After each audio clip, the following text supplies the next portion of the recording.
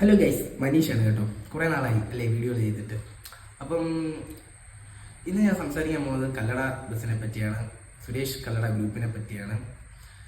കല്ലടയുടെ ഒരു ചരിത്രം എടുത്ത് നോക്കുമ്പോൾ ഏകദേശം അവർ സർവീസ് സ്റ്റാർട്ട് ചെയ്തത് 1991 ആ ഒരു കാലഘട്ടം. ആ ഒരു കാലഘട്ടത്തിലാണ് അവർ സർവീസ് സ്റ്റാർട്ട് ചെയ്തത്. മൊത്തത്തിൽ നമ്മൾ തിരിഞ്ഞൊന്ന് നോക്കുമ്പോൾ ഒരു രണ്ട് തലമുറയുടെ ഒരു പാരമ്പര്യം നിലനിൽക്കുന്ന ഒരു സ്ഥാപനമാണ്, ബസ്സുമാണ്. പക്ഷേ ഇന്ന് അവർക്ക് ഏകദേശം 130-ലധികം ബസ്സുകളുണ്ട് കല്ലട, സുരേഷ് കല്ലട ഗ്രൂപ്പ്സിന്. അതിൽ പകുതിയും മൾട്ടി ആക്സിൽ വോൾവോകളും പിന്നെ സ്കാനിയ മൾട്ടി ആക്സിലുകളുണ്ട്, പിന്നെ എയർ ബസ് ഉണ്ട്, AC കോച്ചുകളുണ്ട്, അങ്ങനെ ഒരുപാട് ബസ്സുകളുണ്ട്.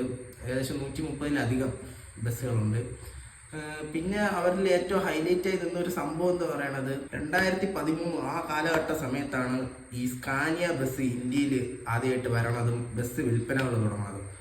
ആ സമയത്ത് ഈ Suresh Kallada group 20 multi axle സ്കാനികളാണ് സ്വന്തമാക്കിയത് ഒറ്റയടിക്ക്. അപ്പം ഇതൊക്കെ തന്നെയാണ് കല്ലടയുടെ ഒരു ചരിത്രം. കുറച്ച് മോശമായിട്ടുള്ള റിവ്യൂസ് ആയിരുന്നാലും വരാറുണ്ട്, അതിപ്പോൾ ഏതൊരു സ്ഥാപനത്തായിരുന്നാലും അങ്ങനെ തന്നെയാണ്.